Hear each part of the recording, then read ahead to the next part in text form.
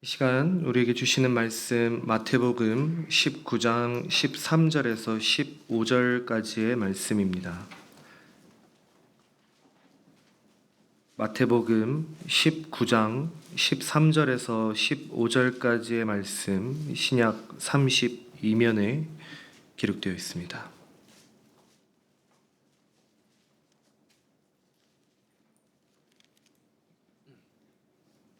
우리 주시는 말씀 우리 다 같이 함께 읽도록 하겠습니다. 그때에 사람들이 예수께서 안수하고 기도해 주심을 바라고 어린 아이들을 데리고 오매 제자들이 꾸짖거늘 예수께서 이르시되 어린 아이들을 용납하고 내게 오는 것을 금하지 말라. 천국이 이런 사람의 것이니라 하시고 그들에게 안수하시고 거기를 떠나시니라. 아멘. 우리 금요일에 에스겔 전세대 기도회가 있었습니다. 그때 우리 중고등부 학생들이 이쪽 분단에 아주 가득 차서 가득 앉아 있는데 그 모습을 보는데 얼마나 참 예쁘던지, 그리고 또 나와서 찬양하면서 웃으면서 그렇게 하나님을 찬양하는데 얼마나 뭔가 가슴이 뭉클하고 그 아이들로 하여금 뭔가 되게 교회가 역동성이 있다라는 것이 느껴지는 그런 시간이었던 것 같습니다. 이렇게 아이들의 소리가 교회에서 많이 나면 날수록 뭔가 더 교회가 살아있는 것 같고 역동성이 느껴지는 것 같습니다. 그렇게 아이들이 참 예뻐 보이는데요, 남의 집 애들은 참 예쁜데 왜 저희 집 아이들 예쁩니다. 예쁜데 좀 덜 예쁜 것 같기도 하고, 이거 들으면 안 되는데 애들이 예쁩니다. 저희 집 애들도 예쁘지만, 물론 예쁘지만 저희 집 애들보단 남의 집 애들이 어찌 그렇게 예쁘게 보이는지. 참 여러분, 교회 이렇게 있다가 집에 가시면 어떠십니까? 저는 이제 와이프가 교회 계속 있다 보니까 와이프가 이제 혼자 애들 깨워서 밥 먹이고 옷 입히고 막 챙기고 데리고 나가고 막 이렇게 하는데 정신이 없을 거 아닙니까? 그래서 제가 이렇게 집에 가보면은, 제가 먼저 집에 가게 되면은 거실에 이제 밥 먹었던 것들, 그리고 이제 옷 막 갈아입었던 것들, 뭐 장난감 이런 것들이 막 널브러져 있습니다. 제가 먼저 집에 가서 그 모습을 보면은 제 머리에 딱 문 열자마자 보이는 그 환경을 보고 저는 드는 생각이, 이거 언제 치우나? 근데 이거 치워봤자 애들이 또 오면 또 지저분해질 거니까 벌써 막 힘든 막 생각이 드는 겁니다. 그래서 저는 그 기분을 가지고만 있고 와이프가 올 때까지 좀 기다렸다가 와이프가 치우는 거를 옆에서 구경하다가 이제 혼나고 다 같이 치우고 뭐 그렇게 합니다. 그런데 어떤 분들은 그 모습을 보시면서도 우리 애들 오늘 밥 잘 챙겨 먹고 갔네, 오늘 좀 편식했나 하면서 잘 먹고 갔구나, 잘 갔구나, 이렇게 생각을 한다고 하시더라고요. 어떻게 그렇게 긍정적으로 생각할 수 있는지 참 대단한 것 같기도 하고, 저로선 도저히 이해가 안 되는 그런 모습입니다. 여러분은 어떠십니까? 우리는 어떻게 무엇을 보느냐 보다는 어떻게 보느냐로 이렇게 우리의 마음과 생각과 감정, 행동이 결정되고는 하죠.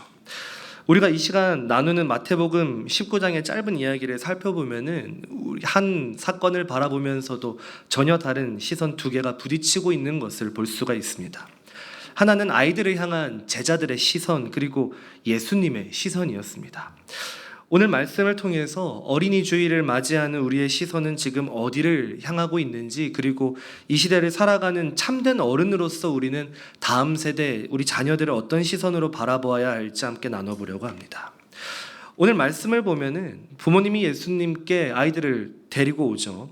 예수님께서 우리 아이의 머리에 손을 얹고 좀 기도해 주셨으면 좋겠다라는 그런 간절한 마음, 그리고 또 순수한 마음을 가지고 나갔을 겁니다.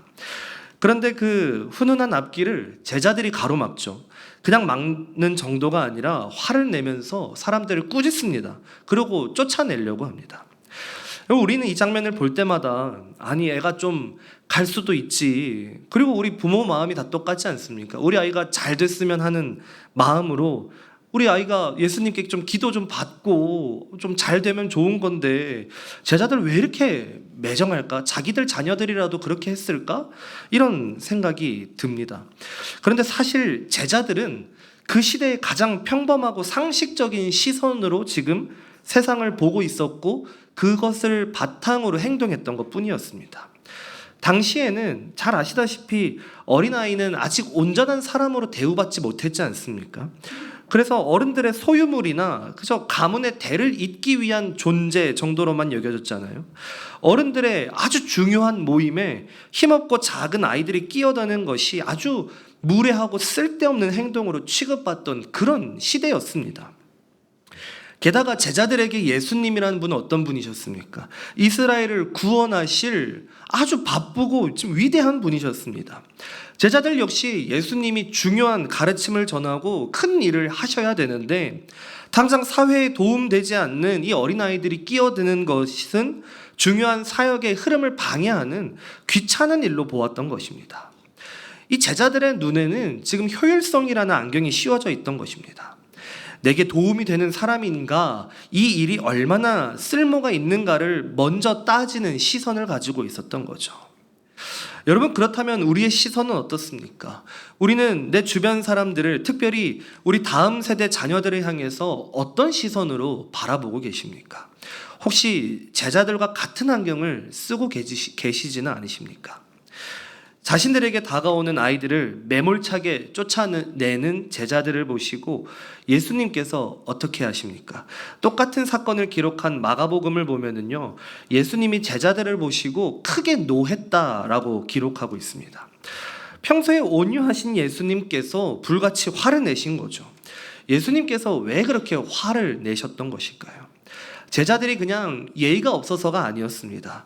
제자들의 그 굳어진 시선이 아무 자격 없는 자에게 거저 주어지는 천국의 복음을 지금 가로막고 있었기 때문입니다.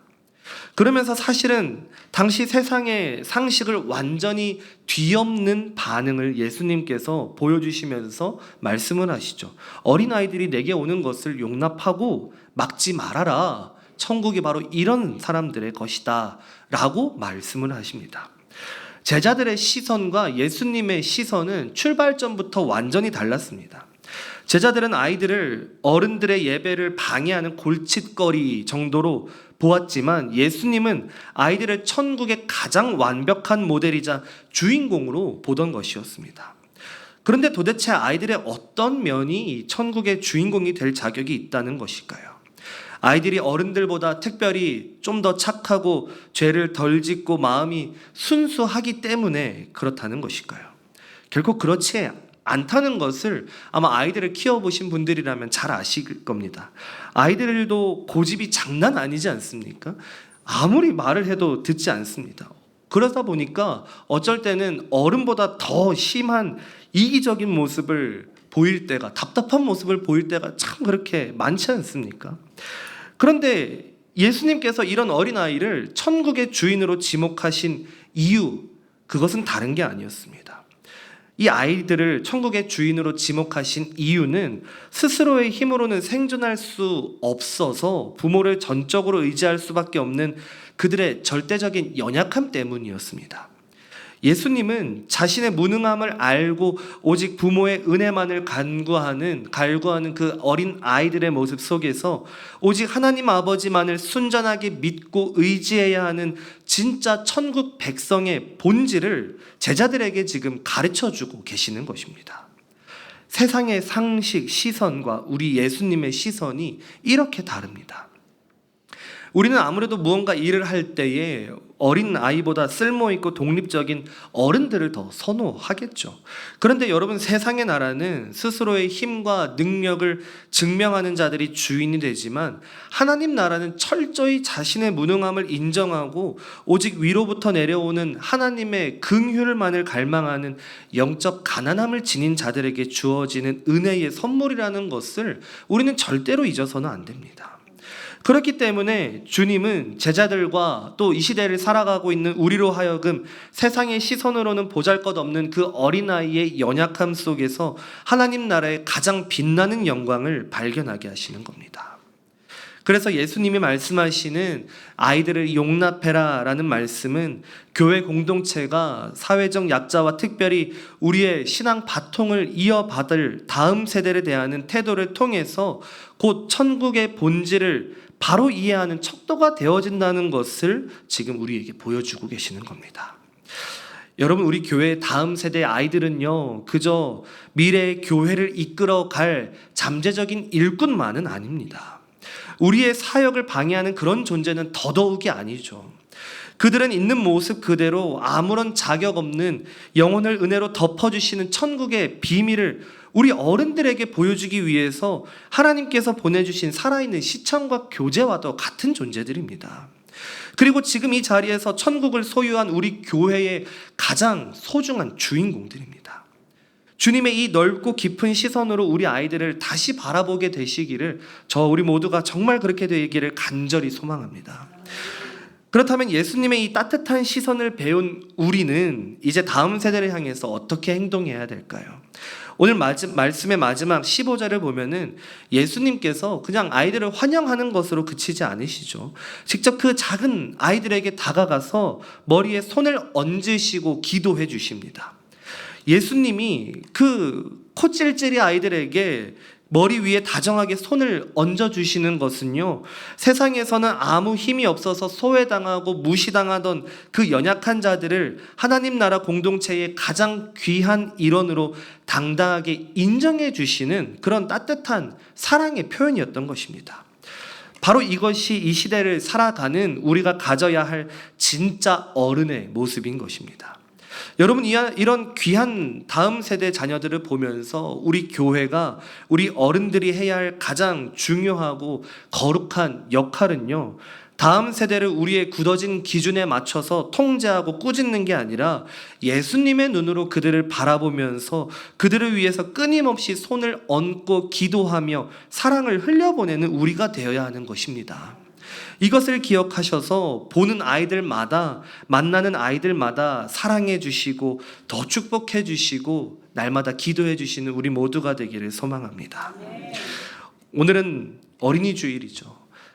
나만 생각하며 우리만 생각하며 우리 다음 세대 아이들을 바라보면서 제자들과 같이 뾰족한 눈빛으로 아이들을 쏘아보고 있지는 않으셨는지, 아니면 좀 연약할진 몰라도 천국의 주인공으로 품어주시는 예수님의 시선으로 우리는 보고 있었는지 돌아보는 시간이 되셨으면 좋겠습니다.